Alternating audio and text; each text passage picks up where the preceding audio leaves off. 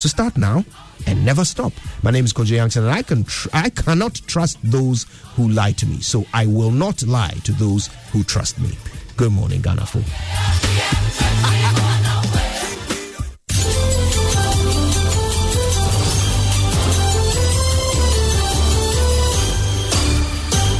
It's Thursday, the 10th of September 2020. Hello and welcome to Joy News at 6 with me, Benis Abubedo Lansa, live in Accra on Joy 99.7 and Hit 103.9 FM in Kumasi, on Love 99.5 FM, affiliates across the country and around the world at myjoyonline.com.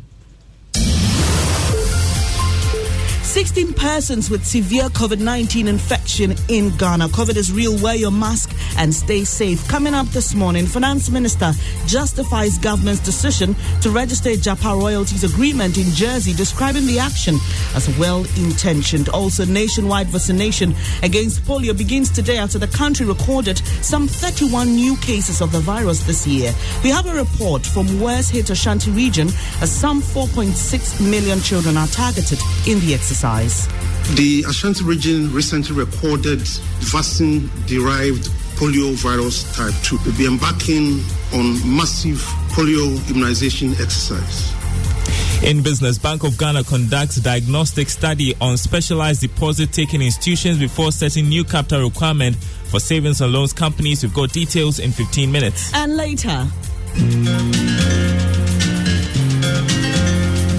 the National Science and Maths quizzes in the northern and western zones today will tell you what to expect as excitement builds up.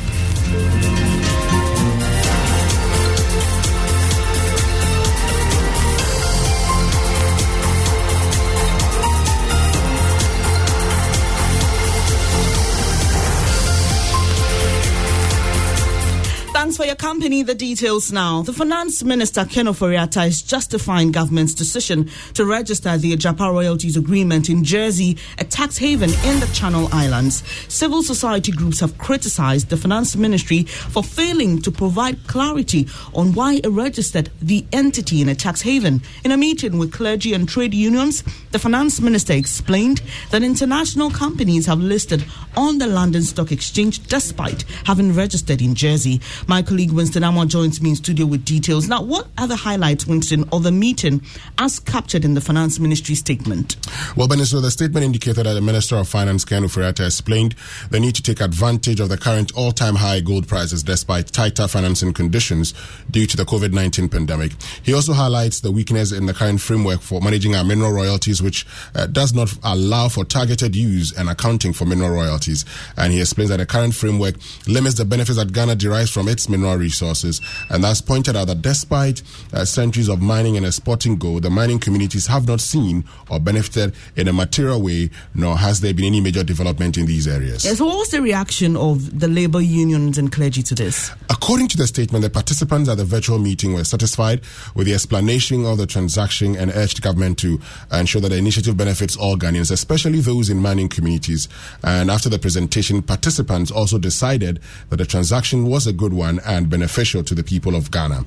Members of the council and faith-based organizations also advised government to broaden the engagement and maybe consider providing the presentation in local language so that more Ghanaians can understand. Thank you very much, Winston Amwa, there with details of a statement from the Finance Ministry on the Japa royalties agreement. Away from that, the Ghana Health Service is to resume a nationwide campaign to vaccinate children under the age of 5 years against the polio virus. The exercise, which is targeting about 4.6 million children, has become necessary following the detection of 31 new cases nationwide from July to date. In the Ashanti region, new cases were recorded in 6 districts. That's more than any other region in Ghana. Though health authorities will not give details of affected districts, they say the situation calls for public support as it rolls out an ambiguous 3-day immunization exercise. Here's Ohiming Teria of our health desk with more. Authorities say affected districts are noted for low immunization and insanitary conditions.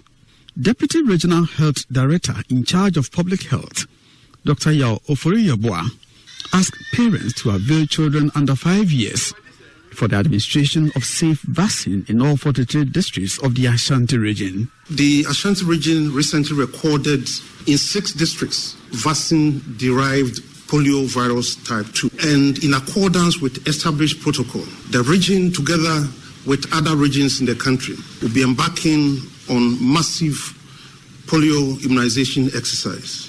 Meanwhile, the World Health Organization says polio has been detected in some parts of the Greater Accra and Eastern regions. Ohiming Terry of our health desk with that report. The National Association of Private Schools is kicking against what it describes as attempt by a private organization to siphon from each beneficiary school 4% of the total amount of stimulus package being disbursed by government.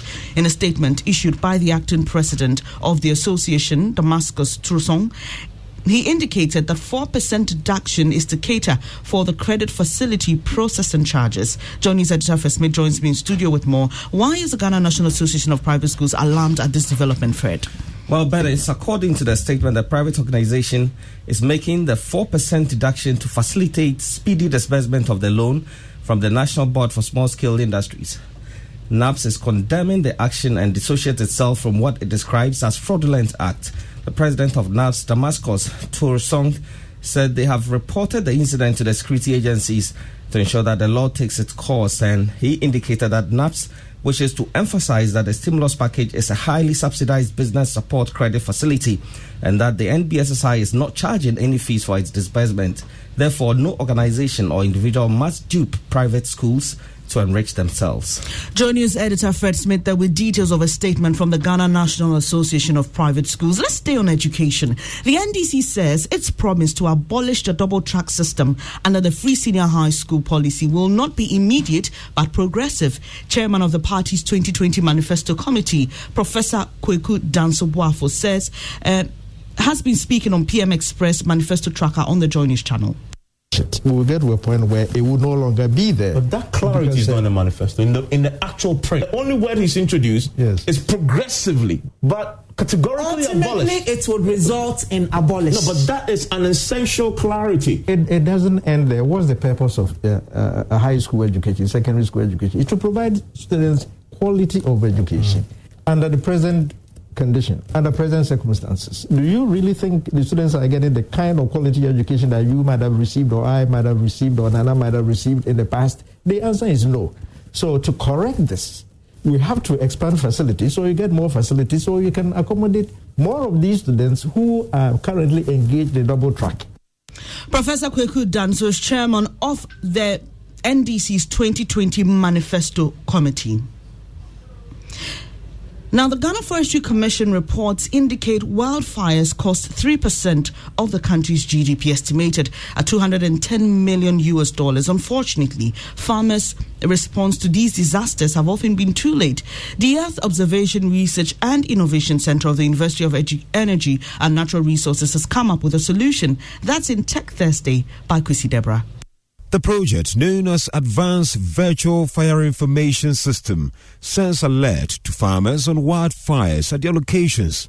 The center uses satellite observations to detect bushfires across the West African sub-region and up to Libya and Chad.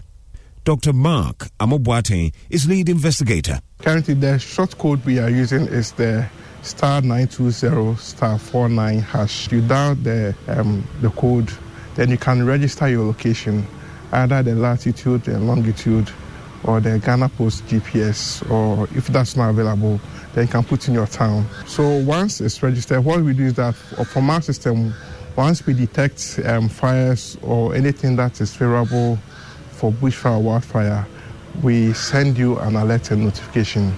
In addition to that, what we've done is that since we're also doing weather forecasting from our simulation models, we are also pushing weather data to it. So for our farmers and anybody who is on the system, you get precise fire and weather data for the location which you register. For Joy News, Kwesi Deborah. That's for Tech Thursday. Now, the National Road Safety Authority is pointing to faulty and non-existent street lights on major roads in the Bunu region as one of the causes of road traffic accidents there. The regional boss, Kwesi Boateng, says though human error cannot be ruled out as a major factor in road accidents, improving the lighting system will go a long way to save lives. Let's hear him. Realize that most of the crashes occur in the nights. We might attribute that to maybe speeding and also fatigue on the part of drivers. Then also the lighting system is also no good.